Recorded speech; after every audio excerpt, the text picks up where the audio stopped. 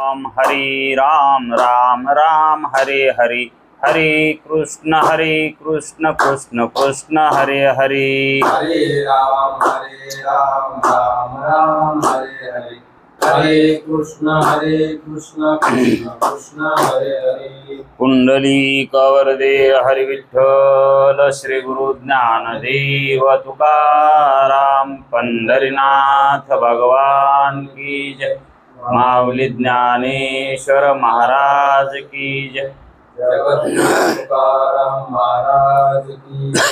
ब्रह्मनिष्ठ गुरुवर्य रंगनाथ महाराज की जय।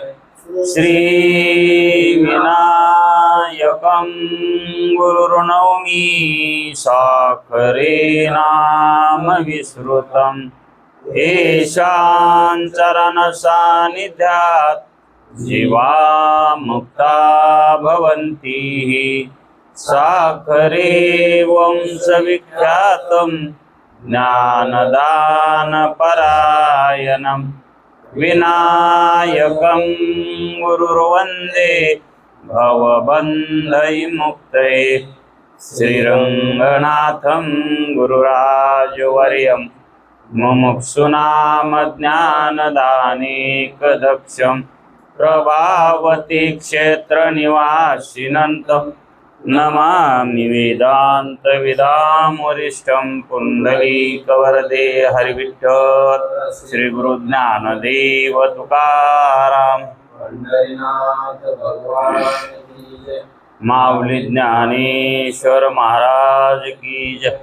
जगतो आनंद सत्य प्रकाश विभू आणि आधार नाम रूपास बुद्धी न जाणे आणि जाणे ही त्यास तो अपार शुद्ध परमात्मा मीच्याशी माझे अपार स्वरूप समुद्रावरती जणू तरंग ब्रह्मा विष्णू महेश गणपती सूर्य चंद्र वरुण यम मिरविती देवी कुबेर ही तैशची जो सर्वज्ञानी दयाघन मुनी हृदयी ज्याचे करीती ध्यान त्याचे बुद्धी उपाधी करुण मिथ्या भान मजची माझी होतसे ज्याच्या ज्ञाने भाषे जगत जसा दोरीवरी सर्प दिसत करी दोई ठाई ना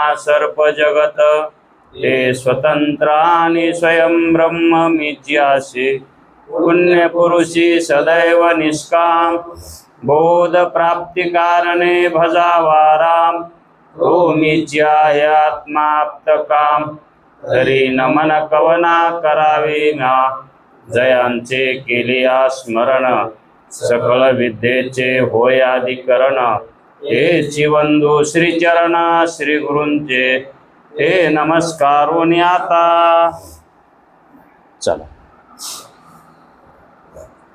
विचार सागर तरंग विसा हे परिच्छेद 20 चालू आहे।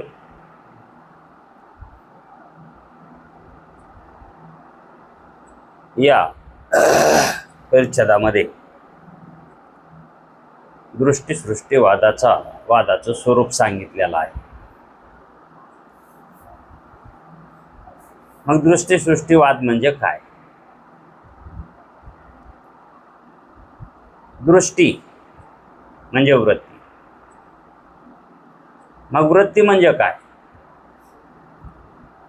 जे ज्याच्यानं आपण जाणतो, जे ज्याच्यानं आपण जाणतो त्याला वृत्ती म्हणतात। किंवा पंचमहाभूताच्या मिलित सत्वगुणाचा जो परिणाम म्हणजे वृत्ती। म्हणजेच अंतःकरण हा मिलित सत्वगुणाचा परिणाम आहे आणि अंतःकरण म्हणजेच वृत्ती। आणि वृत्ती म्हणजेच काय? ज्याच्या योगाने आपल्याला पदार्थ जाणता येतो, ज्ञान होतं, विशेष ज्ञान होतं, त्याला वृत्ती म्हणतात। मग दृष्टी म्हणजे वृत्ती, कारण ही वृत्तीच इंद्रियामार्फत बाहेर निघते. केवळ डोळ्याच्या मार्फतच नाही तर कानाच्या मार्फतही आहे, त्वचेच्या मार्फतही आहे, नाकाच्या मार्फतही आहे. म्हणजे पाचही ज्ञानेंद्रियाच्या मार्फत ती वृत्ती निघते, किंवा ते इंद्रिय त्या वृत्तीचे साधन आहे, ज्ञानाचे साधन. मग ज्ञानाचे साधन म्हणजे वृत्तीचे साधन. मग ज्ञान म्हणजे काय? तर वृत्तीच. ज्ञान म्हणजे काय? वृत्तीच. मग ज्ञान म्हणजे वृत्ती असा जर शब्द प्रयोग केला तर वृत्ती जड आहे, मग ज्ञान जड होईल. मग वृत्ती ज्ञान असे शब्द आले की त्या वृत्तीतला आभास धरायचा. म्हणून त्या वृत्तीला कुठं कुठे ज्ञान ही म्हटलं आहे. अंतःकरणाचा परिणाम म्हणजे ज्ञान, म्हणजे ती वृत्ती. वृत्ती सहित आभास, वृत्ती उपहित आभास. वृत्ती वाचून आभास राहत नाही, है का नाही? वृत्तीला ज्यावेळेस ज्ञान ग्रहण करायचं आहे अंतःकरणाला, त्यावेळेस वृत्ती सहितच आभास असतो. आणि वृत्ती बाहेर जाऊनच विषयाला ग्रहण करते. विषय आत नाहीत, विषय बाहेर आहेत. म्हणून वृत्तीला बाहेरचा विषय ज्ञात करून घेत असताना वृत्तीला बाहेर जाण्याची क्रिया करावी लागते, है का नाही? आणि आतला पदार्थ जाण्याचा असेल तर वृत्तीला बाहेर जाण्याची गरज आहे का? विषय आत आहे आणि वृत्ती सुद्धा मग आतच त्याला जाणेल, है का नाही? स्वप्न पदार्थ वृत्ती बाहेर जाऊन पाहते का वृत्ती आतच असते, है का नाही? म्हणजेच किंवा जे काय आपण त्याला जे काय स्मरणाचं ज्ञान म्हणतो, सुखदुःखाचं ज्ञान म्हणतो, स्मृती ज्ञान, सुखदुःख हे कसे आहेत? वृत्ती बाहेर जाऊन पाहते का ते ज्ञान करून घेते का? सुखदुःखाचं ज्ञान आतच होतंय, है का नाही? आणि स्मृती ज्ञान ही, है का नाही? मग हे जे ज्ञान होतात, काही ज्ञान वृत्तीला बाहेर जाऊन करावे लागतात आणि काही ज्ञान आतच होतात. मग जे बाहेर ज्ञान करून घेते वृत्ती, ते ज्ञान कसे? वृत्तीचे ज्ञान आहे. ते ज्ञान, है का नाही? ते वृत्ती ज्ञान म्हणावं लागेल, है का नाही? आणि आतच तिला जर ज्ञान होत असेल आणि ते ज्ञान प्रमाणजन्य असेल, आतच ज्ञान व्हायले तिला, वृत्तीला अंतःकरणाला आतच ज्ञान व्हायले. मग ते ज्ञान जर बाधित नसेल तर, आणि बाधित असेल तर त्याला प्रमाज्ञान म्हणावं का? बाधित ज्ञानाला प्रमाज्ञान म्हणता येत नाही. मग कोणत्या ज्ञानाला प्रमाज्ञान म्हणावं? अबाधित ज्ञानाला प्रमाज्ञान म्हणावं, की ज्या ज्ञानाचा कोणत्याही प्रकारानं त्याचा बाध होत नाही. कोणत्याही ज्ञानानं त्या ज्ञानाचा बाध होत नाही, असं अबाधित ज्ञान म्हणजे प्रमाज्ञान. आणि ते कोणतं ज्ञान आहे? तर ते स्वरूपाचं ज्ञान आहे, त्याला आत्मज्ञान म्हणतात. आणि ते आत्मज्ञान आतच होतं. ते ज्ञान कुठे होतं? आतच होतं. म्हणजेच आत्मा आत आहे. आत्मा कुठे आहे? विशेष असणारं चैतन्य म्हणजे आत्मा, ते कुठे? आतच आहे. अंतःकरणोपहित चैतन्य म्हणजेच आत्मा, आहे का नाही? आणि मग त्याला जर जाणायचं असेल वृत्तीला, तर त्या वृत्तीला आत्माकार आतच व्हावं लागेल. बाहेर निघण्याची काही गरज आहे का तिला? मग ते जे अबाधित ज्ञान होतं त्याला आत्म्याचं ज्ञान म्हणतात, आणि ते अपरोक्ष ज्ञान आहे. त्या ज्ञानाला खरं ज्ञान म्हणतात. ज्ञानानंच ज्ञानाला जाणलं. कशाचं सहाय्य घेऊन? शुद्ध वृत्तीचं सहाय्य घेऊन. कारण वृत्ती वाचून जाणता येत नाही आणि ते वृत्तीनं जाणत नाही. वृत्तीनं आत्म्याला जाणता येत नाही आणि वृत्ती वाचून ज्ञान होत नाही. आणि ज्ञान तर करून घ्यायचंय, आत्मज्ञान तर करून घ्यायचंय. मग ते होण्याचा प्रकार कसा आहे? त्या अंतःकरणावर, त्या आत्म्यावर, आत्म्याच्या ठिकाणी किंवा आत्म्यावर जे आवरण आलेलं आहे अज्ञानाचं, ते अज्ञान दूर केलं की ते आत्मतत्व स्वयंप्रकाशित आहे. त्याला प्रकाश करण्याची काही आवश्यकता नाही, त्याला प्रकाशाची सहाय्यताची गरज नाही. जाणणारा आणि ते आत्मा एकच होतो. तिथं जाणायची काही आवश्यकता, ते आपोआप होणारं ज्ञान आहे. आत्मज्ञान कसं आहे? आपोआप होणारं ज्ञान आहे. करून घ्यायचंय का? ते करून घ्यायचं नाही. मग ते होण्यासाठी काय करावं लागेल? त्याच्यावर आलेलं आवरण निवृत्त करावं लागेल. त्या आवरणामुळं ज्ञान व्हायना झालंय त्याचं, है का ना? आवरणामुळंच व्हायना ना. मग ते आवरण बाजूला सारलं की ज्ञान त्याचं ते स्वयंप्रकाशित असल्यामुळं त्याच्यामुळं ते ज्ञान होतंय, है का ना? जर जड वस्तू एखादी अंधारात ठेवली असेल तर त्या वस्तूचं ज्ञान करून घेण्यासाठी प्रकाशाची सहायता लागते, असं मागं सांगितलं होतं. अंधारामध्ये असणारी वस्तू तिचं ज्ञान करून घ्यायचं असेल तर, ती सापडायची असेल तर, पाहिजे असेल तर प्रकाशाची सहायता लागते, कारण तिथं अंधाराचं आवरण आहे. पण एखाद्या खोलीमध्ये दिवा लावून ठेवलेला आहे तर त्या दिव्याला पुन्हा प्रकाशाची गरज आहे का पाहण्याची? तसा आत्मा कसा आहे? प्रकाश रूप आहे. त्याला कोण्या साधनाची, म्हणून कोणतेही साधनं जरी घेऊन गेलो तरी त्याचा काही उपयोग, काय उपयोग आहे? बॅटरी चमकून जर आपण दिव्याकडे चाललो काय उपयोग होणार का त्याचा? मग बॅटरी वाचूनही दिवा दिसतो. मग बॅटरीनं दिसला म्हणता येते का? जरी दिसला तरी बॅटरीनं दिसला का? अगोदरच प्रकाश तिथं होता, है का नाही? तसं आत्मस्वरूप हे कसं आहे? स्वयंप्रकाशित आहे. त्याचं ज्ञान करून घ्यायचं नाही, त्याच्यावर आलेल्या आवरणाचं निवारण करायचंय. आवरणाचं निवारण करायचं आहे. आणि ते निवारण करण्यासाठी काय साधनं आहेत? वेद आणि गुरु. या साधनानं, यांच्या संगतीनं त्या अज्ञानाचं निवारण होतंय.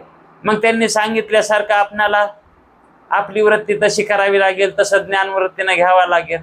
त्या वृत्तीमध्ये तसे लक्षणं यावे लागतील, तत्स्वरूप आपणाला अनुभूती करावी लागेल.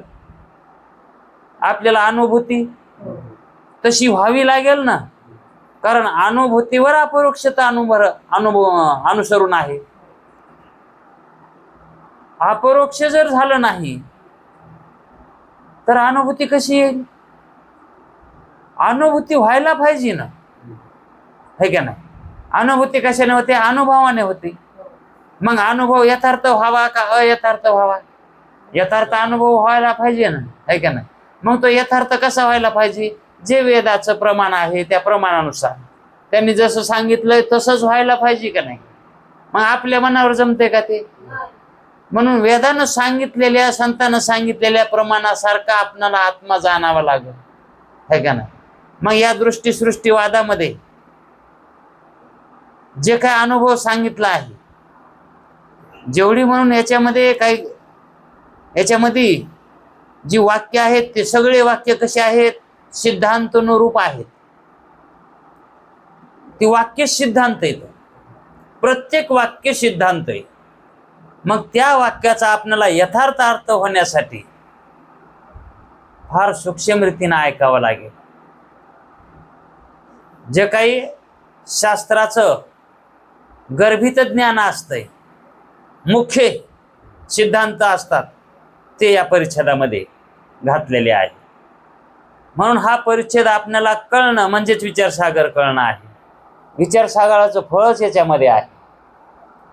हे कळण्यातच दृष्टीसृष्टीवाद कळाला म्हणजे त्याला शास्त्र कळालं. कारण तो शास्त्रातला वाद आहे, शास्त्रातला सिद्धांत आहे का नाही? हा सिद्धांत आहे, पण त्याला वाद, अशी दुसरे वाद आहेत म्हणून यालाही वाद म्हटला आहे. म्हणून शिष्याला काय झाली होती शंका की महाराज, जर सृष्टी उत्पन्न होण्यात मुळीच क्रम नाही, सृष्टी उत्पन्न होण्यास जर मुळीच क्रम नाही, तर विरुद्ध क्रमाने लय चिंतनार्थ सृष्टीचा क्रम सांगितला आहे. सृष्टीचा विरुद्ध अर्थानं जो क्रम सांगितला आहे, असे कसे म्हणता येईल? तुम्ही सांगता, असं कसं म्हणता येईल? असं कसं तुम्हाला म्हणता आलंय? म्हणजे तुम्ही असं कसं म्हणू शकता? क्रमच नाही, सृष्टी उत्पन्न व्हायला क्रमच नाही, तर उलट अर्थाने लय चिंतनाचा क्रम सांगितला आहे, हे तुम्हाला असं कसं म्हणू वाटायले? या म्हणण्याचा अभिप्राय तरी काय? जर घरामध्ये एकट्याच आहे मनुष्य आणि एखादा मनुष्य त्या घरात शिरला गेला त्याला भेटायला, तर त्यावेळेस तो म्हणतो आमची पंगत उठू द्या, नंतर आपण बोलू. तो म्हणतो तो एकट्याच जेवायला असेल, पंगत कसं म्हणायला? हा, पंगत या शब्दाचा अर्थ काय आहे? चार माणसं जर सोबत जेवत असतील तर त्याला पंगत म्हणायचं, आहे का ना? आणि एकट्या जेवत असेल तर त्याला पंगत कुठे म्हणतात? मग तो काय म्हणतो, तू एकट्याच जेवायलास आणि पंगत झाल्याच्या नंतर बोलू म्हणायलास, पंगत कुठे? हा क्रम पंक्तीचा कसा लावायला? पंगत तर मला दिसत नाही. तसं तुम्ही तर म्हणता सृष्टीमध्ये क्रम नाही उत्पत्तीला, आणि त्याचं लय चिंतन सांगता तुम्ही क्रमानं करायचं. असं कसं? हे कसं काय, कसं बोलता तुम्ही? हे त्याचं समाधान करण्यासाठी त्यांनी दृष्टी सृष्टीवादाची योजना केली. कशाची? दृष्टी सृष्टी वादातले सिद्धांत सांगण्याची गुरुनं योजना केली. कारण याला आता सार सार बोलून काय उपयोग नाही, याला ठोकच सांगितलं पाहिजे, हे का नाही? कारण याला कवरही शंका होणारच आहे, म्हणून याला सिद्धांताचं मत सांगणं आता गरजेचं आहे. तवा तापलाय, आता काय झालाय? मग आता याच्यावर भाकर पचायला काही हरकत नाही, म्हणून भाकर टाकलेली बरी त्याच्यावर आता, हे का नाही? जाळ वाया घालू नये, आता ही बडबड वाया घालू नये, याच्यापाशी कवर बडबड करावी, कवर खालून जाळ घालायचा. तवा तापलाय ना आता, मग भाकर पचाय पुरतं त्याच्यामध्ये तापमान आलंय, मग भाकर टाकलेली. तसं आता याला सिद्धांत रूपी ज्ञान सांगितलेलं बरंय. योग्यता बघितली, कारण गुरुजी योग्यता पाहूनच ज्ञान सांगत असतात. योग्यता नसेल तर ज्ञानाचं ग्रहण योग्यतेवर आहे का अयोग्यतेवर आहे का नाही? योग्यता पाहिजे का नाही? म्हणून गुरुजींना तसा विचार केला आणि दृष्टी सृष्टीवादाचा नियम सांगितला. दृष्टी सृष्टीवाद कशाला म्हणतात? तर दृष्टी म्हणजे वृत्ती आणि सृष्टी म्हणजे पदार्थ. दृष्टी म्हणजे वृत्ती आणि सृष्टी म्हणजे पदार्थ, आहे का नाही? या पदार्थालाच आपण सृष्टी म्हणतो ना.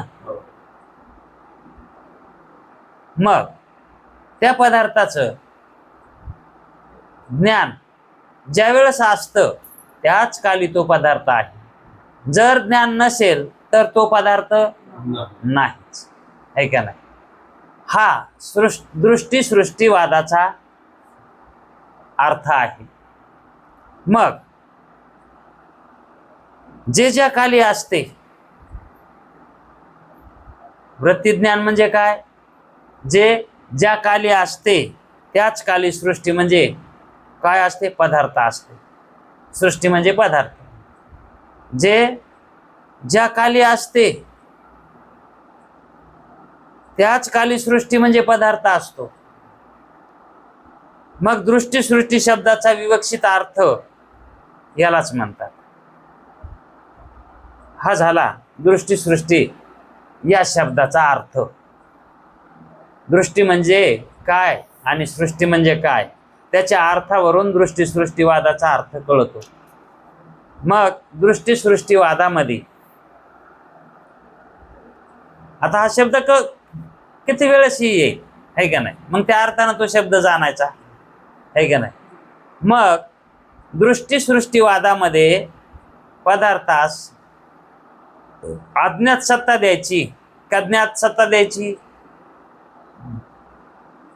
दृष्टी सृष्टीवादात पदार्थाला ज्ञात सत्ता द्यावी का अज्ञात सत्ता द्यावी?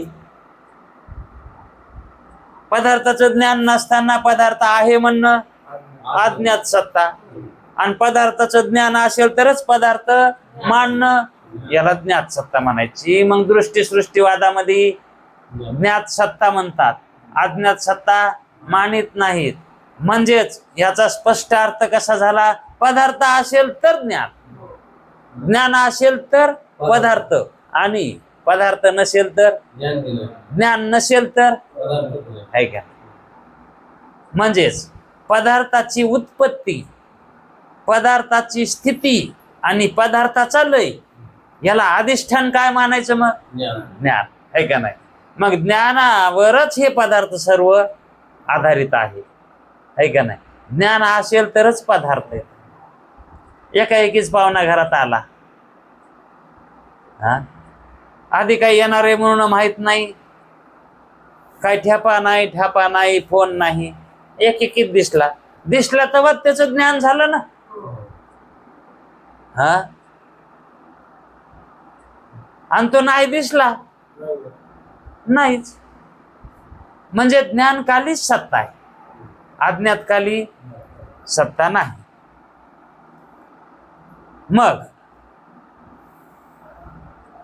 ज्ञात सत्ता आहे आणि अज्ञात सत्ता नाही. अद्वैतवादात हा कोणता वाद आहे? दृष्टी सृष्टीवाद हा अद्वैतवाद आहे.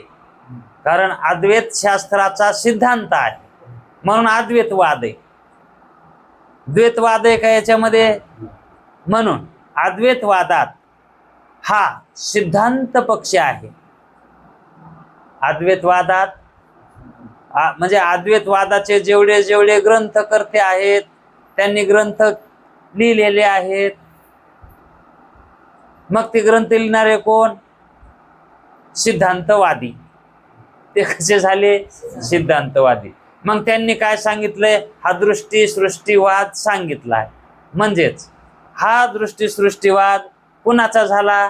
सिद्धांतवाद्यांचा. हा दृष्टी सृष्टीवाद सिद्धांतवाद्याचा झाला आहे का नाही. म्हणून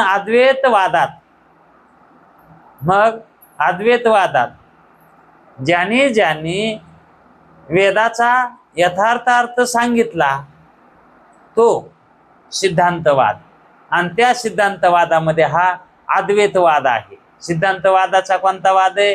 अद्वैतवाद आहे. आणि मग अद्वैतवाद कोणता आहे? तर हा दृष्टी सृष्टीवाद हा अद्वैतवाद आहे.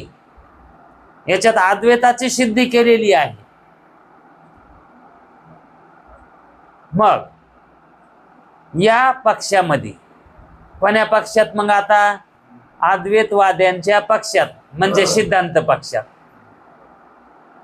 अद्वैतवादाचा पक्ष आहे सिद्धांतवाद हे का नाही, आणि सिद्धांतवाद हा अद्वैतवाद्यांचा पक्ष आहे.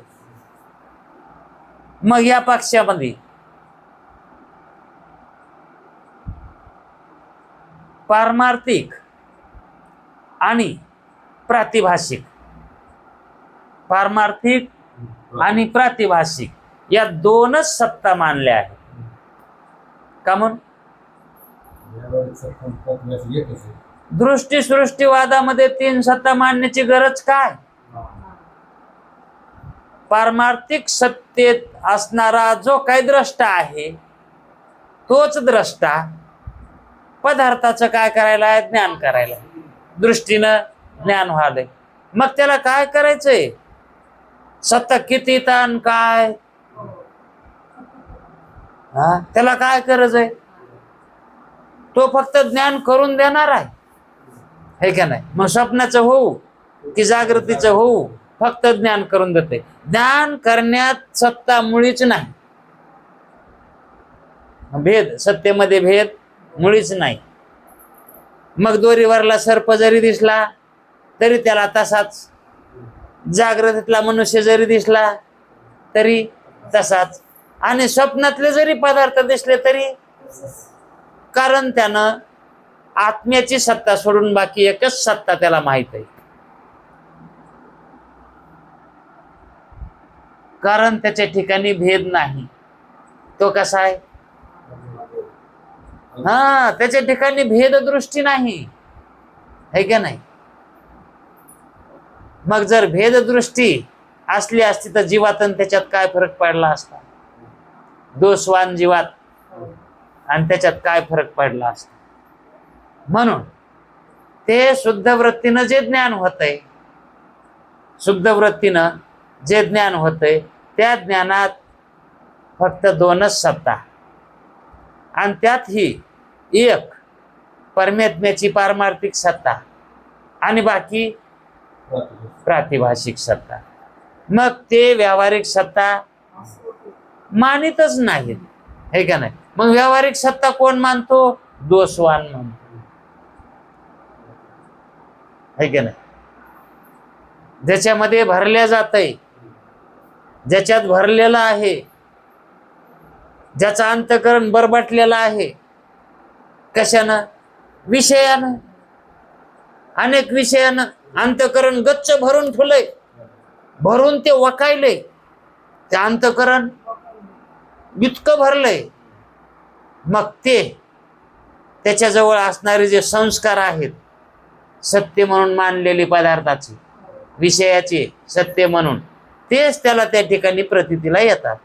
म्हणून तो म्हणतो की तो पदार्थ सत्य आहे, म्हणजे जागृतीमधले पदार्थ सत्य आहेत. कारण संस्कार तेच भरलेले तर, आहे का नाही? मग तो स्वप्नात गेला तरी हे जागृतीच मानतो, कारण सत्य मानलंय त्यानं. आणि वास्तविक विचार केला तर विषयाची सत्ता कशी आहे? प्रातिभाषिक आहे. विषयाची उत्पत्ती कशापासून आहे? अविद्येपासून आहे. तमोगुण अंशानं त्याची उत्पत्ती झालेली आहे, है का नाही? मग त्याचं जर उपादान हेच खरं नाही तर त्याची उत्पत्ती, प्रतीतीला यायलेलं त्याचं खरे पण खरं आहे का? त्याची उत्पत्तीच अज्ञानात आहे, है का नाही? सर्पाची उत्पत्ती अज्ञानात आहे, है का नाही? म्हणून सर्प खरा आहे का? मग तसं आपल्याला ही जगताची जी उत्पत्ती प्रतीतीला याली, जगतातले विषय प्रतीतीला यायलेत, हे कसे येतं? अविद्या उपादान कारण आहे. मग हे कसे असणार? रज्जू सर्पाप्रमाणे, सुक्ती रजताप्रमाणे. त्याची सत्ता प्रातिभाषिकच मानावी लागेल. मग जागृती असो की स्वप्न असो किंवा रज्जूवरला सर्प असो, ही सर्वांची एकच आहे, सत्ता एकच आहे. आणि तीही कशी आहे? प्रातिभाषिक आहे. मग प्रातिभाषिक सत्तेचं स्वरूप तुम्हाला माहित आहे. कसं स्वरूप आहे ते? नसल्याच्या फक्त प्रतीती कालापुरती सत्ता. मग प्रतीती कालापुरती सत्ता याचा अर्थ काय समजायचा? जेव्हा ज्ञान असेल याला म्हणायचं दृष्टीसृष्टी. प्रतीती कालापुरती सत्ता. जेव्हा प्रतीती आहे तेव्हाच तो पदार्थ आहे, है का नाही? प्रतीती नष्ट झाली की पदार्थ नाही, है का नाही? जर समजा आपली एखादी वस्तू पडली खाली बारीक, आणि मग ती बारीक वस्तू अशी दिसत नाही, लवकर सहजासहजी दिसत नाही. मग आपण कशानं तरी ज्याला जास्त नजर आहे का नाही, त्याला म्हणतो अरे माझी बारीक वस्तू पडली, ती काय मला दिसा नाही. मग त्याला तिथं ती नाहीच ना. मग तो इथं आहे हे अनुमान ज्ञानानं म्हणतोय. तो कसा मानतो? अनुमान ज्ञानाने मानतो. आणि त्याच्याही डोळ्याला जर ज्याला नजर आहे त्याच्याही दृष्टीत ती वस्तू नाही आली तर तो म्हणतो इथं नाहीच पडली, तुमची दुसरीकडे पडली असं. मला चांगले डोळे येतात, मग इथं असली असती तर दिसली असती ना. तो काय म्हणतो? इथं नाहीच. आणि हाही काय म्हणतो? इथं पडली, इथंच असणार. हा, असणार है का नाही? इथंच आहे असं त्याला म्हणता येत नाही, कारण पाहणारानं बघितलंय. पाहणारानं तिथं पाहिलंय, तो नाही म्हणतो इथं. मग तो काय म्हणतो? इथंच असणार. असली तर इथंच असणार, पण आहेच म्हणत नाही. आहे कधी म्हणेल? जर ती त्या ठिकाणी त्याला सापडली तर तो म्हणेल त्याला, बघ तुला म्हणलो होतो ना इथंच आहे, इथंच होती, इथंच असणार असं म्हणलो होतो ना. म्हणजे त्याला परोक्षात बोलावं लागणार. मग ती वस्तू पडलेली जर डोळ्यानं दिसली तरच आहे, आणि ती जर डोळ्याला दिसलीच नाही, वृत्तीला ती आलीच नाही वृत्तीमध्ये, तर ती वस्तूच नाही ना. मग हा, हरवली म्हणजे ती हरवलेली वस्तू ही नसतेच, ती धरायला जमतच नाही. मग ती कवा धरायला जमन? जेव्हा गवसन आहे का नाही? म्हणतात ना डोळ्याच्या माघारी खालतं का वरतं. डोळ्याच्या माघारी काही हो, म्हणजे त्याचं ज्ञान नाही, त्याचं काही बी हो, आहे का नाही? मग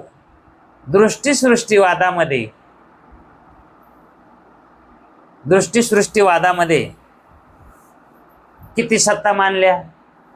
दोनच सत्ता मानल्या.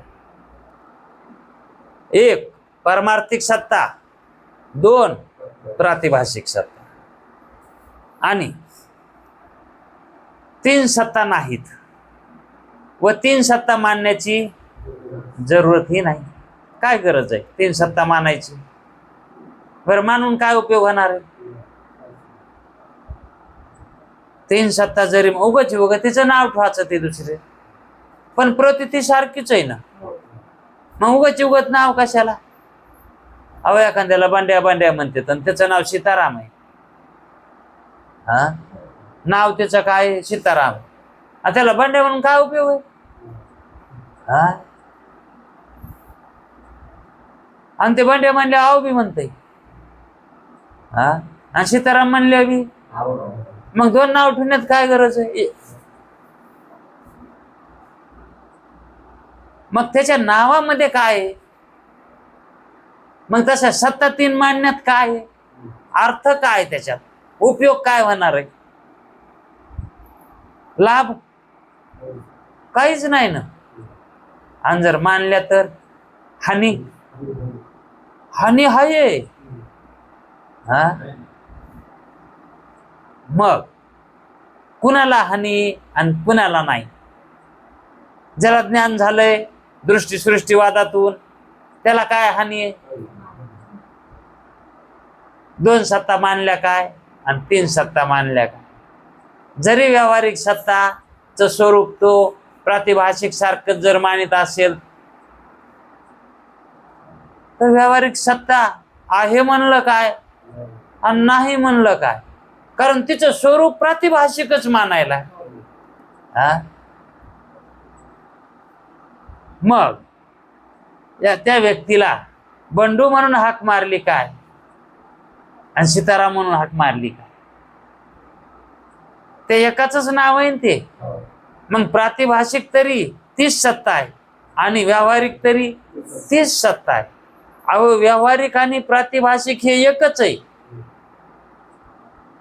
जो व्यवहार व्हायलाय का तो प्रातिभाषिक सत्तेत व्हायलाय.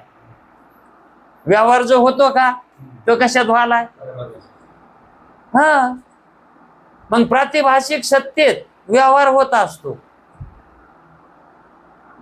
प्रातिभाषिक सत्तेत व्यवहार होतो. स्वप्नामध्ये का व्यवहार होत नाहीत का? हा, मग तो व्यवहार व्हायला प्रातिभाषिक सत्तेत आहे. प्रतीती कालापुरता व्यवहार येतो. प्रतीती नसेल तर व्यवहार नाही. निद्रेमध्ये प्रतीती आहे का? व्यवहार नाही. ती अव्यवहार्य स्थिती आहे. मग जिथं व्यवहार व्हायला ती प्रातिभाषिक सत्ता, मग ती जागृत असो, स्वप्न असो, की रज्जू सर्पाप्रमाणे, ते काही असो, तो काय झाला? व्यवहारच झाला. आणि मग त्या व्यवहाराला कोणता व्यवहार म्हणायचं? प्रातिभाषिक, हे का नाही? त्याला पारमार्थिक सत्तेतला व्यवहार म्हणतात का? पारमार्थिक सत्तेत व्यवहार आहे का? नाही. हा, मग व्यवहार कोठे आहे? प्रातिभाषिक सत्तेत व्यवहार आहे, पारमार्थिक सत्तेत.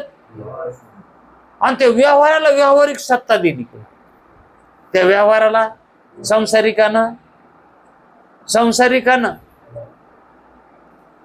त्या प्रातिभाषिक सत्तेतल्या व्यवहाराला व्यावहारिक सत्ता, है का नाही?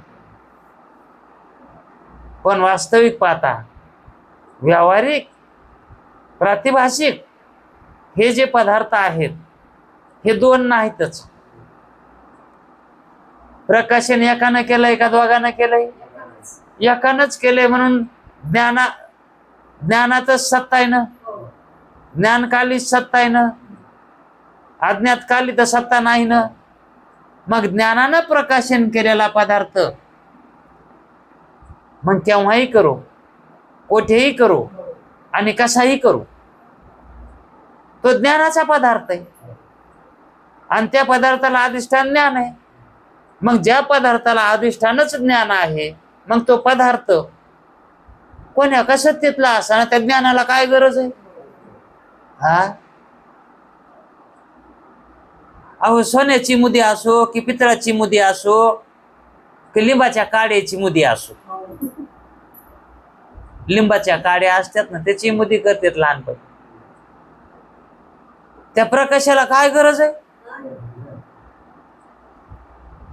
तो प्रकाश काय म्हणेल? ती मुदी आहे.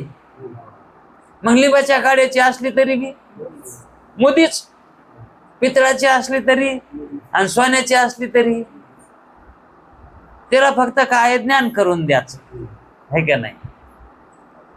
नाग मुदी कंकन त्रिलिंगी भेदली खुन, घेता तरी सुवर्ण घेईजे.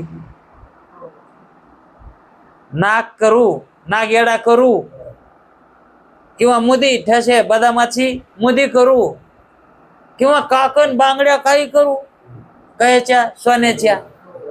हा, तुम्ही आकार काही द्या ना, पण तिन्हीमध्ये बी काय आहे? का नाही? मग वस्तू कोणती असू द्या ना, त्याच्यामध्ये कशानं उत्पन्न झाली? ज्ञानानंच झाली. ते ज्ञानाचेच आकार आहेत. ते पदार्थ म्हणजे काय? ज्ञानाचे आकार आहेत. ते ज्ञानानं धरलेला आकार, ज्ञानाने धरलेला आकार, है का नाही? ब्रह्मानं धरलेला आकार म्हणजे जगत, ज्ञानानं धरलेला आकार. ब्रह्म कसं आहे? ज्ञान स्वरूप आहे, है का नाही? मग ब्रह्मानं धरलेला आकार म्हणलं काय, ज्ञानानं धरलेला आकार म्हणलं काय, है का नाही? पण ज्ञानानं धरलेला आकार त्यावेळेस विषयी भाव त्या ठिकाणी उत्पन्न होतो, अंतःकरण असल्यामुळं. म्हणून त्या ठिकाणी विषय म्हणावं लागतंय. ज्ञान आणि विषय आणि ब्रह्म आणि जगत, या जोड्या अशा लावायला लागतात, है का नाही? म्हणून जगत म्हणजे ब्रह्मानं धरलेलाच आकार आहे. अहो, बर्फ आणि पाणी काय फरक आहे? मग त्याला बर्फ म्हणायचं. बर्फ म्हणलं तरी पाण्याचाच अर्थ व्हायलाय. ज्ञानग्रहण कशाचं व्हायलंय? पाण्याचंच व्हायलंय ना. आणि पाणी म्हणलं तरी, लाट म्हणलं काय आणि पाणी म्हणलं काय? केवळ फक्त शब्द भिन्न आहेत, पण अर्थ है का नाही? तसं केवळ ह्या सत्ता भिन्न आहेत, पण अर्थ सत्ता एकच आहे, है का नाही? पण ती व्यावहारिक सत्ता आणि प्रातिभाषिक सत्ता, हे फक्त म्हणणं कसं आहे? ही व्यावहारिक, ती प्रातिभाषिक, पण दोन्हीचा अर्थ, कारण एका ज्ञानापासूनच प्रकाशन व्हायले त्याचं, है का नाही? म्हणून त्याच्यामध्ये भिन्नता नाही. आणि ती भिन्नता कोणाला वाटते? ज्याच्या अंतःकरणामध्ये भेद शिल्लक आहे का, त्याला त्या ठिकाणी भेद दिसतो. आणि ज्याच्या ठिकाणी अभेद झालाय का, त्याला अभेद ज्ञान होतं. म्हणून अभेद ज्ञान करून घेण्यासाठी, भेदाची निवृत्ती करण्यासाठी शास्त्र आणि गुरु हे साधन सांगितले आहे का नाही? कारण त्यांच्यापाशी गेलं तरच भेदाची निवृत्ती होती, म्हणजे अद्वैत ज्ञान होते. इतर कुठे होईल का? ह्या ज्या प्रक्रिया आहेत ह्या कुठे बाजारात आहेत का? कोणी सांगतं का? हा परमार्थाचा बाजार असू द्या, त्या बाजारातही मिळतंय का? त्या बाजारातही मिळत नाही. का म्हणून? ही सगळी दुकानं, सोनं कुठे मिळतंय? सोन्याच्या दुकानात मिळत आहे का नाही? कुंभाराच्या घरी तिथं खापर येतं, तिथं मग किती बी चांगलं करू द्या गाडग, गोड गळ्याचं करू द्या, त्या गळ्यावर नक्षीकाम जरी आणलेलं असलं किंवा त्या घड्याला जरी रंग दिलेला असला तरी ते घट मातीचाच आहे ना. हा, तसं किती गायन करून कीर्तन केलं, गायनाला दोष द्यायचा नाही, पण सिद्धांत मत त्याच्यात आहे का? त्याच्यात सोनं आहे का? सोन्या वाचून जर होत असेल तर त्याला किंमत नाही, त्याला किंमतच नाही. पती वाचून जर डोरलं घातलं तर त्याला किंमत आहे का? त्या डोरलेला किंमत कधी? पती असला तर, आहे का? जर पेरलेलं रान असलं, जर पीक आलेलं असलं तर तिथं बुजवणं लावण्यात त्या बुजवण्याला किंमत येईल. आता बुजवण्याला किंमत आहे का काही? हा, पण त्याला किंमत येते केव्हा? पीक जर तयार असेल तर. आणि जर उन्हाळ्यामध्ये नांगरलेलं रान आहे त्याच्यात बुजवणं लावलं, काय आहे का किंमत त्याला? तिथं आधीच किंमत नाही बिचाऱ्याला, बुजवण्याला. आणि पुन्हा उन्हाळ्यामध्ये नांगरलेल्या रानामध्ये लावायचं. हा, तसं आधीच द्वैत मताला किंमत नाही. आणि पुन्हा त्याला नाना प्रकारच्या ज्याला किंमत नाही अशा शृंगारानं त्याला शिंगारलं, काय किंमत होणार आहे त्याला? मग असं हे सिद्धांत मत हा दुसरीकडे कुठे मिळत आहे का? खाईन खाईन म्हणणारा पशी नसतंय. म्हणजे मोठे म्हणून तुकाराम महाराज काय म्हणले? मोठ्या मोठ्याच्या ते आयशा झाल्या गती. अहो, आयशा झाल्या गती मोठ्या मोठ्याच्या, पण किती जणांच्या झाल्या सांगा ना. तुकाराम महाराज म्हणले, आता किती सांगू बाबा, कितीत म्हणून मला अजून काही. म्हणून ते म्हणतात, कोणाजवळ निर थोडं जर असलं तर द्या रे मला. निर म्हणजे निक, तितकं तरी मला कोणाजवळ असलं तर द्या. पण तितकं सुद्धा तुकाराम महाराजाला कुठं दिसाना गेलं, है का नाही? म्हणजेच हा जो अद्वैत सिद्धांत आहे, हा अद्वैत सिद्धांत माऊली म्हणतात विरळा जाणे. आता तुम्हाला विरळा जाणे या शब्दाचा अर्थ खरा कळाला असेल, है का नाही? माऊली विरळा का म्हटलेत म्हणून? कारण सिद्धांत मताला कोणीही येत नाही, कोणाच्याच पचनी पडत नाही हे मत. का? कारण अंतःकरणातले दोष ते काढायला तयारच नाहीत. त्यांना दोषच निर्दोष वाटायले. तर ज्यांनी ज्यांनी दोष निवृत्त केलेत त्यांना मात्र याचा लाभ झालाय, है का नाही? तरली तरती हा भरवसा असा नामधारकाचा ठसा आहे. हा, मग तो ठसा ज्याला प्राप्त झाला, ज्याला तो स्टॅम्प मिळाला, तो मुक्त झाला, है का नाही? तोच मुक्तीचा ठसा आहे, त्यालाच नामधारक म्हणतात. मग या दोन सत्ता जरी त्यांनी सुरुवातीला सांगितल्या असल्या तरी समजुतीपुरत्या सांगितल्या होत्या, आणि आपली ही समजूत तशी होती ना. आपली ही समजूत 3 सत्ता मानण्यात होती. आता आपण त्याच्यावर कधी विचार जरी नसलेला केला तरी सामान्य स्वरूपानं आपण 3 सत्ता मानतच होतो ना, आहे का नाही? देव मानितच होतो ना, आणि हा जागृतीतला व्यवहारही मानितच होतो, आहे का नाही? आणि रज्जुवरला सर्पही पण वेगवेगळ्या सत्तेत मानित होतो का नाही? वेगवेगळ्या सत्ता मानित होतो ना, आहे का नाही? पण वेदांत शास्त्रात आल्यावर 2च सत्ता शिल्लक राहतात. एक सत्ता काय होते? लय होतय तिचा, आहे का नाही? आणि ज्या वेळेस आपली वृत्ती पारमार्थिक अवस्थेला आली, पारमार्थिक सत्तेत आली, ती प्रातिभाषिक ही राहत नाही. स्वरूपाचं ज्ञान झालं, त्या स्वरूपाच्या ज्ञानामध्ये एकच सत्ता शिल्लक राहते. पुन्हा एका घोंगडी खालीच 2 जण झोपतात. एकाच घोंगडी खाली पुन्हा वेगवेगळी घोंगडी नाही, पुन्हा एकच उपाधी दोघाची, म्हणजे परमेत्म्याची ना आपली एकच सत्ता, एकच म्हणती, आहे का नाही? तेव्हा आठवणा झालंय, एकची घोंगडी पांघरू आता म्हणले. आता 2 घोंगड्या नाही. अविद्या आणि माया अशा 2 घोंगड्या नाही, कारण त्याला माया उपाधी ईश्वराला, आणि जीवाला अविद्या उपाधी, आहे का नाही?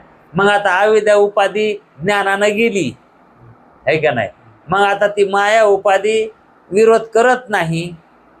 शुद्ध सत्वगुणी माया ही तिनं सर्वज्ञता प्राप्त झाली, तर मग त्याच घोंगडी खाली ईश्वर आणि जीव हे दोन्हीही ब्रह्म म्हणूनच झोपतात. कशात? एकाच याच्या खाली.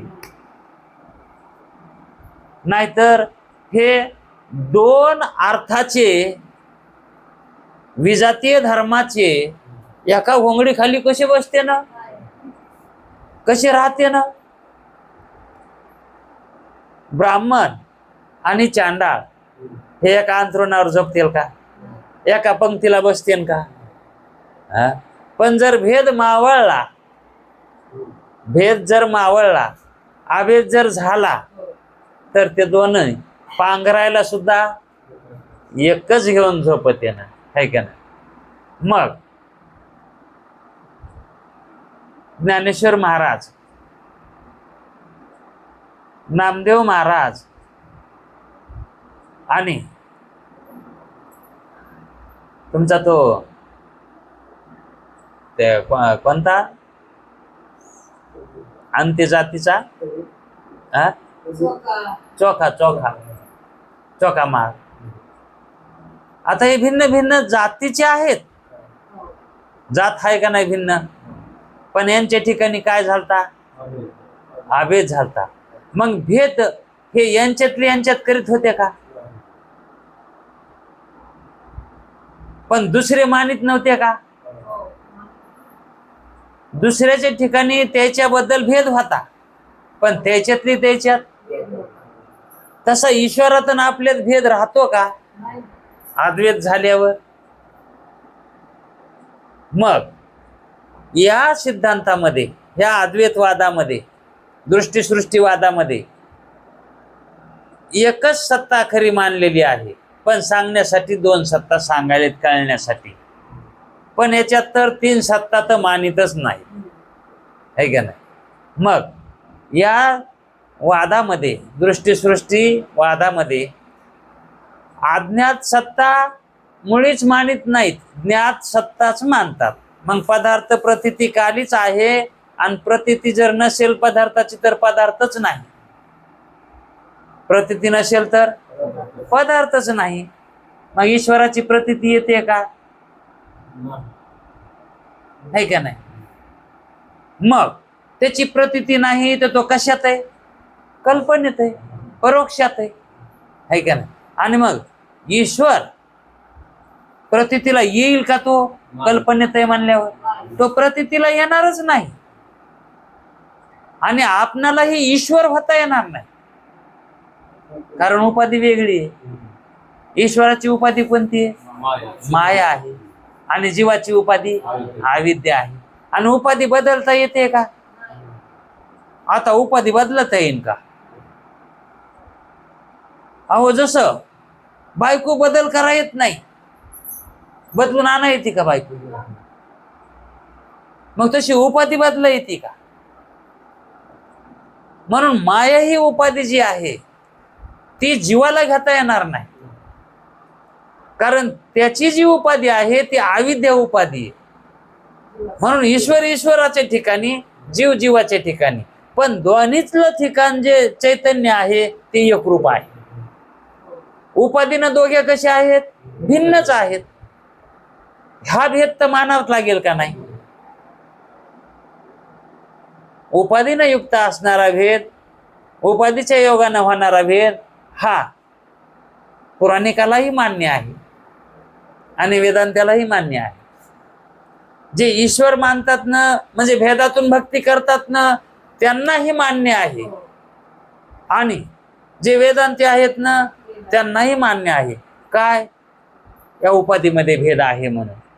आणि त्या उपाधी भेदानं जीव आणि ईश्वर हे भिन्न नाम सांगितले. पण अधिष्ठान ज्ञानानं, अधिष्ठानाकडून जर बघितलं तर, चैतन्याकडून जर बघितलं तर दोन्ही एकच आहेत ना, दोघंही ब्रह्मरूपच आहेत. ईश्वर बिन जीव बी कोण आहे? मग वास्तविक पाहिलं, खरा विचार करून पाहिला तर जीव आणि ब्रह्म, हे जीव आणि ईश्वर हे ब्रह्मरूपच आहेत ना, आहे का नाही?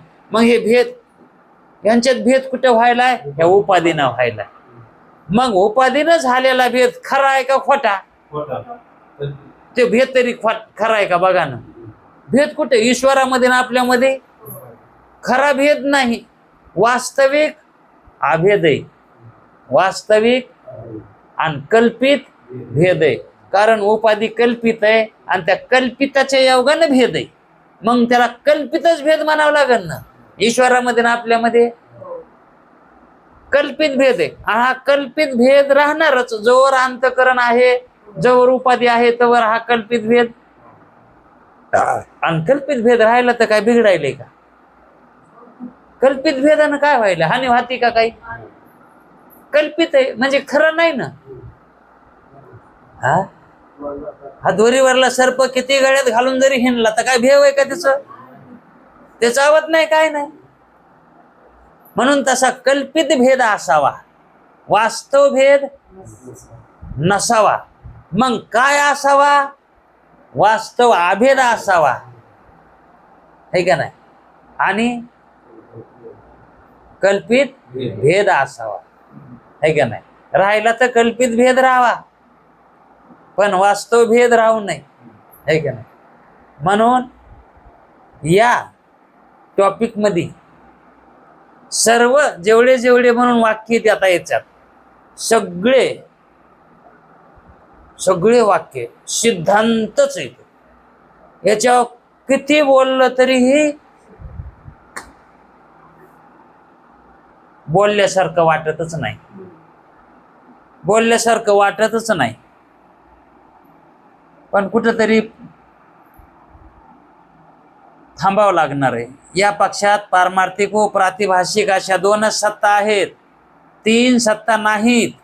व तीन सत्ता मानण्याची जरुरीही नाही. का म्हणून जरुरी नाही? तर सर्व अनात्म पदार्थ स्वप्नाप्रमाणे मिथ्या आहेत. अनात्म पदार्थ, मग आत्मा एक आणि बाकी सर्व अनात्मा, बाकी सगळं.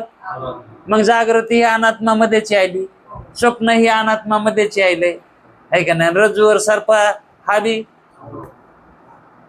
मग आत्मा सोडून सगळं अनात्माच आहे, है का नाही? बाकीचे सगळे अनात्म रूप पदार्थ आहेत. म्हणून ते प्रातिभाषिक सत्ता, है का नाही? आणि आत्म्याची पारमार्थिक सत्ता, या दोनच सत्ता आहेत. बाकीचं हे जे हे स्वप्नाप्रमाणे मिथ्या आहे. प्रतीती कालाहून अन्य काली अनात्म पदार्थात सत्ता नाही. अनात्म पदार्थाला प्रतीती कालाहून प्रतीती कालापुरतीच. आता कसं आहे, प्रतीती कालापुरती सत्ता कशी, ज्या काली आपणाला भ्रम होतो त्या काली आपली वृत्ती तिथं सामान्य रूपानं दोरीपर्यंत जाते का नाही, है का नाही? वृत्ती गेल्याशिवाय भ्रम आहे का, है का नाही? मग वृत्ती तिथं गेली तर सर्प आहे. जर यथार्थ रूपानं दोरी नाही कळाली तिथं विपरीत ज्ञान झालं. वृत्ती गेली म्हणूनच झालंय ना. हा, मग प्रतीती काली सत्ता आहे का नाही तिथं? आणि प्रतीती तिथं समजा आपली वृत्तीच गेली नाही, तिथं सर्पाची उत्पत्ती आहे का? मग पदार्थ कालीच त्या पदार्थाला, म्हणजे ज्ञान काली. पदार्थ कधी वृत्ती गेली तर पदार्थ आहे, वृत्ती नाही गेली तर पदार्थच. म्हणून तर शास्त्र म्हणते की हे जे आपल्याला दिसायलंय का, आपली वृत्ती त्याच्यावर गेली तर ते आहे, नाही तर मग हे त्याचं बोलणं किती सत्य आहे. मग इतकं सत्य कोणाला पटायलंय का? हे इतकं सत्य पटत नाही. पटत आहे कोणतं? त्याचं जसं स्वरूप झालंय, त्याला जसा रंग लागलाय तशा रंगाचं ते मानित आहे का नाही? संसारिक जीवाला द्वाशाचा रंग लागलाय, ते द्वाशातलंच खरं मानतंय, है का नाही? असं निर्दोष असणारं खरं मानित नाही ते. ज्ञातकाली सत्ता मानते का ते? हा, ज्ञातकाली सत्ता मानित नाही, अज्ञातकाली सत्ता मानते. अज्ञातकाली सत्ता मानते म्हणून तर पुन्हा दुसऱ्या जन्माला चाललं ते. का म्हणून फिरायलंय, इतकं फिरायलंय का म्हणून? कारण ते अज्ञात सत्ता मानायले. ज्ञात सत्ता मानिनानं झाले. अज्ञात सत्ता म्हणजेच हे कवर बी राहणार आहे, हे मवच आहे. हा, ह्या जन्मात कमवायचं मग दुसरा जन्म चांगला, हे पुण्य आपल्याला कामाला येत आहे. हे पुण्य, अरे बाबा हे कल्पन येत आहे, हे कुठं कळायले त्याला? हे ह्या जन्मापुरतच आहे, हे ह्याच जन्मापुरतं आहे. हे पुन्हा तुझ्या संचितामध्ये काय भोग आहे हे तुझ्या संचितावर अवलंबून आहे. संचिताचं कोणतं पान येणार आहे आणि किती संचित आहे हे तुला अज्ञात आहे, आणि ते तू मानायलास. हा, मग तसं मानणं, मग सत्य तरी तसं सत्य मानावं. पण ते काय मानतंय, इथं जे आपण आता पुण्य करतो तेच आपल्या पुढच्या जन्माला कारण आहे. हा, बर तसं तरी मानू द्या, पण इथंच कारण आहे का पुढच्या जन्मात, आहे का नाही? मग इथं जर कारण मानणं हाही दोष आहे, आणि पुढच्या जन्माला कारण आहे हे बी दोषच आहे ना. पुढच्या जन्माला हे कारण नाही, आताच अगोदर बरेच जन्म झाले ते कारण येईल. त्याची बारी संपल्यावर ते संचित, आणि इतकं मोठं संचित झालेलं जीवाचं अनादी कालापासूनचं संचित ते एका जन्मामध्ये फिटायसारखं आहे का ते? हा, म्हणजे ते अज्ञानानं, अज्ञात सत्यानं काहीही जोडून ठेवतो, नसलेली जोड घालून ठेवतो. हा, मग ही जोडी सुटायला पाहिजे, तुटायला पाहिजे ना, का जोडीत चालायचं असते? जोडी ह्या जोड आहे का नाही? जसं साखळीमध्ये एकूण एकामध्ये काय असतंय, जोडीनं संबंध असतंय, जोडानं संबंध आहे ना. त्या का मूळची साखळी आहे का ती? हा, ते जोड घालीत ती साखळी झालेली असते. मग तशी जन्म मरणाची साखळी अनादी कालापासून ही जोड घालीत साखळी तोडू वाटा नाही, साखळी लांबवा वाटायली मात्र, आहे का नाही? तोडू वाटा नाही. आणि वेदांत शास्त्र म्हणतंय ती तुटलीच पाहिजे. हा, ती तुटलीच पाहिजे. घरावरला कावळा उठलाच पाहिजे. घरावर कावळा जे बसलाय का ते हा उठायलाच पाहिजे. ते बसून काही उपयोग नाही त्याचा, है का नाही? म्हणून तिसरी व्यावहारिक सत्ता मानण्याची जरुरी नाही. एवढं इथपर्यंत आपण आलो. तिसरी व्यावहारिक सत्ता मानण्याची गरज नाही. फक्त पारमार्थिक सत्ता आणि प्रातिभाषिक सत्ता या दोनच सत्ता दृष्टीसृष्टीवादामध्ये मानतात. हाच वेदाचा सिद्धांत आहे. पुढचा भाग आपण उद्या पाहू. कुंडली कवरदे हरी विठ्ठल.